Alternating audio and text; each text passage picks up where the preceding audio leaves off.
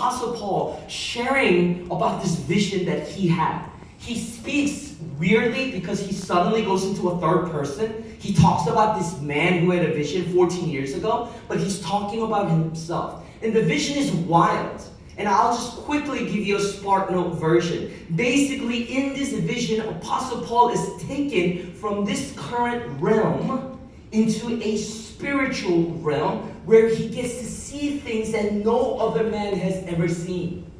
Okay? We don't know the details of it, but that's all he says. So let's give him the benefit of the doubt and let's just trust what he says for a moment. So let's just assume that Apostle Paul saw this grand vision that God has given only unto him. And what is amazing is that Apostle Paul, if he has seen it, he has every right to talk about it, to boast about it, and to brag about it, and to go around and sharing this incredible news. Like, what would you do if you saw a vision like that? If you've seen something that you haven't seen before and no one has seen before, would you not go around excitedly sharing, here's what I have seen? Do you not? Come on, guys. Do you guys never share your dreams with your friends? Like almost every morning my wife wakes up and she goes, oh my goodness.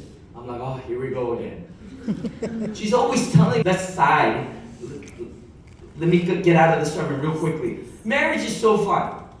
You know why? Because I wake up to a beating sometimes. the married people are laughing. It's true. Do you know why I get beat up in the mornings? Because apparently I cheated on my wife in her dreams. And she's crying. And she's hitting me. And what is the husband supposed to do? Hit her back? Yeah. Who says yeah? No. Oh gosh, no. No, we don't do that. Sit there and say, I'm sorry for what I've done in your dream. I had no control over myself. I don't know what was. Like my wife, she loves to share these dreams that she has. And I'm sure you do too. But imagine being in the position and in the shoe of Apostle Paul, who has seen the third heavens, he says. So he is ready to share all of these things, but he pauses. He stops himself, and he says, I will not boast, and I will remain humble. But he does have one request that he has of God. He says, Lord, there is a thorn on my side, and I plead with you, remove this from me. Lord, there is a thorn on my side. Please, I plead with you, remove this from me. Lord, there is a thorn on my side. I plead with you, please remove this from me. And then what does Jesus say? Jesus says, my grace is sufficient for you.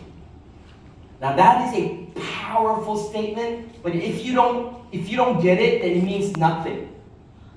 But here's what it is. It's an unexpected answer. So ladies and gentlemen, I want to begin by telling you three things. Number one, listen carefully. If you're taking notes, write this down. When did God's silence ever become God's absence? When did God's silence ever become God's absence? You see, many of us, we sit here and we pray and we seek God and we say, Lord, I need your help. And we don't hear anything, rightfully so. And you raise your hand if you hear the audible voice of God. Good, nobody, right? Okay, I'm glad nobody raised their hand because that would have been really awkward. I would have to meet you after service, talk to you, get you some help. But nevertheless, none of us receive this audible voice of God, right? So therefore, it is only logical in our minds in this moment to feel like, well, he's silent. He's not saying anything. He's not doing anything. There must be no God. That is the first and foremost answer. But can I tell you, ladies and gentlemen, I need you to know this. We have a God who is more than present in our lives, but his silence does not mean he is absent. Just think about your friendships. Don't think about your relationships. I bet your relationship with your parents is like that in many ways. My kid, my oldest, he's now 9 years old. I don't know what happened. Everything happens so quickly these days. He doesn't respond to me anymore sometimes. I'm like, Jack. That's his name, by the way. And he's just quiet. Jack! Just quiet. Yeah! And then that's when he goes, yes. Right?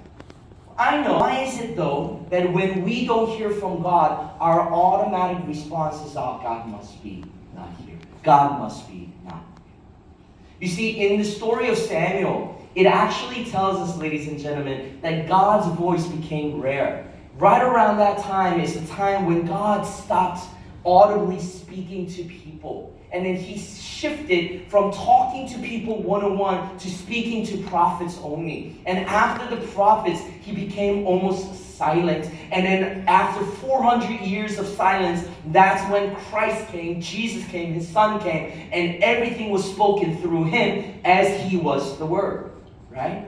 So now, today, in the year 2026, we don't hear the audible voice of God today. So what are we supposed to do? Do you guys want to hear something amazing? Did you know that in many other religions, such as Hindu, right? Do you know how many gods they have? Many. Anyone want to take a wild guess? 35.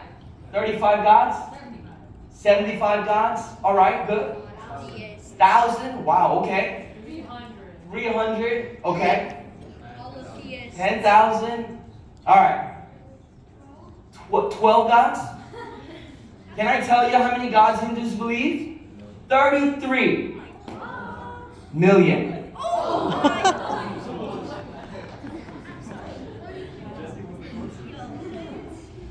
33 million. Yeah. There's a belief, a religion called Shinto. You guys heard of Shinto? Shinto literally means 8 million gods. Why do these people around the world believe in gods? There must be a reason why. It's because they are under the understanding and belief that their God listens. That's the very premise of why we do what we do here. And I'm here to tell you there's only one God who actually listens. It's the God of Abraham, God of Isaac, God of Jacob. It's Yahweh. He is the only one who listens. He is the only one who is there. Because every other gods, ladies and gentlemen, and I have no fear whatsoever of declaring this as loud as I can, every other gods in this world are false. Every other gods, all 33 million Hindu gods, all 8 million gods in Japan, every other god are false. If you want to argue with me, bring it on. There's only one God, and He's the only one who listens. And you may be asking, well, how do you know? It's called a track record. It's called having evidence. For those of you who think, oh, that Bible's a bunch of fairy tales. No, you silly children. Everything here is backed up by artifacts and archaeology. Literally, you could go to these places. Can you not? Our church literally went on a trip last week or 2 weeks ago to Turkey and whatnot. If they don't call it Turkey anymore, what do they call it? Turkey cake? Or something like that? I don't know. They have a weird name for it. Evidence that God is real.